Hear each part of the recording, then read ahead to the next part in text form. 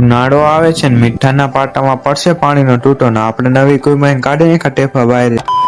રણનો રાજા એટલે કે અગરિયો આવી ગયા પાછા આપણે રણમાં. સવારમાં રણમાં આવીને પેલા જ કરી નાખી બે મોટરું ચાલુ કરીને આવતરીએ આપણે પેલા પાટે. આપણે આ સ્ટેન્ડ નો ઉપયોગ હજી લગી રણમાં કર્યો નતો ને આજ કરવાનો હે સ્ટેન્ડ નો ઉપયોગ. 15 દી પેલા આપણે કુઈનો ખાડો ગાળ્યો તો ને એ કુઈના ખાડામાં આવી જતું જમારાનું પાણી જામી જતું ને આપણે એ પાણી ભલી તો ડોલમાં પાણી વેસ્ટ નો જવા દેવાય એટલા માટે આપણે નાખી દીધું પાટામાં. ઠીક હે સમરિયા. પેલા જ નવી કુઈમાં ફરતી બાજુ જોરી નાખ્યું. કુઈ તો જોરી નાખી પણ કુઈ જોરેલો ગાર કાઢી નાખ્યો આપણે બહાર. કુઈ જોરીને બધો ગાર કાઢી નાખ્યો તો બહાર ને હવે કાઢવો નથી આપણે ગરી કાઢવામાં બોલાઈ નાખી ફૂલ બાકાજી.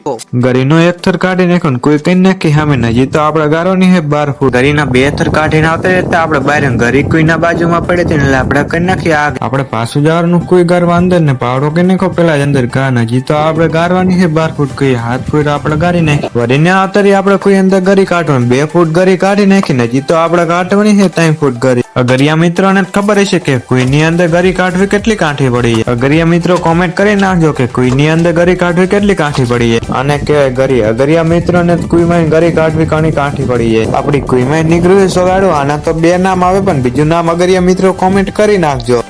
આપણે આવતરિયા પાસે કુઈનો કઈ નાખો છે આપણે 7 ફૂટ નો ખાડો. કુઈની અંદર પાણી આવે કે નહીં આવતું બીજા વિડીયોમાં જણાવશું. ત્યાં લગી લાઈક ફોલો કરી નાખજો.